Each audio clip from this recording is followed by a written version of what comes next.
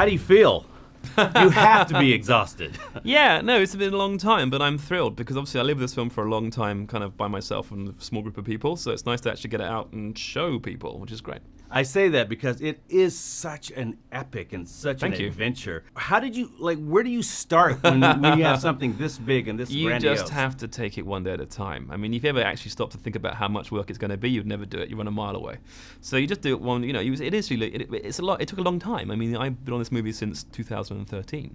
So it's going to be nearly 3 years. It's a long time. But every day you make choices, every day you make decisions, every day you can have ideas, and the end result is so pleasing because you watch it I watch it with my daughter, and she's thrilled by it, which I absolutely loved. Was there a lot of pressure on you because you're kind of taking over this Tim Burton kind of thing that's happened?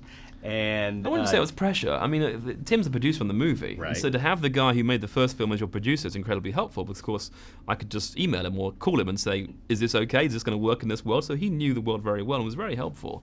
But I also knew that I knew Alice. I grew up in England reading Alice, the books, obviously as a kid, and so Alice in England is someone that everybody knows, and everybody knows what she's like, and so I had a very strong sense of what she'd be like in this movie. And I very much think that Mia in this film is like Alice in the books grown up. That's kind of the point of this film to me. And also, I remember as a kid reading Looking Glass and Wonderland, and they made me laugh. Lewis Carroll, to me, was funny.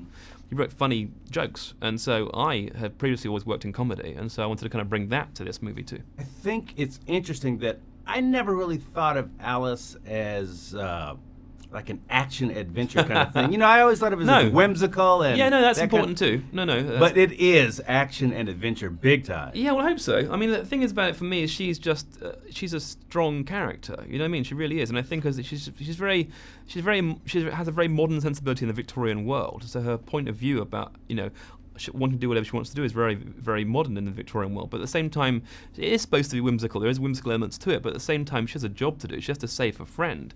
And because she feels so strongly about it, there are things she's prepared to do, which involve action to a degree.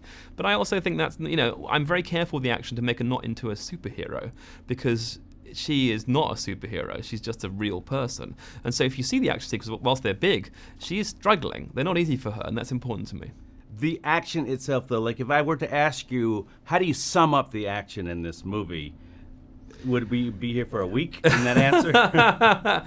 There's a fair amount. I mean, obviously, she travels through some amazing locations to get to this, Times Castle. It's this gigantic clock that she has to, and I remember very clearly in my office when we first started talking about this design of this place, I collect mantelpiece clocks. And so I took one down, opened the back, looked in the back of the thing and thought, it should look like this. This is what it should look like. And it's an amazing world to be. If you're tiny, this is the gigantic space. It's going to be really fun.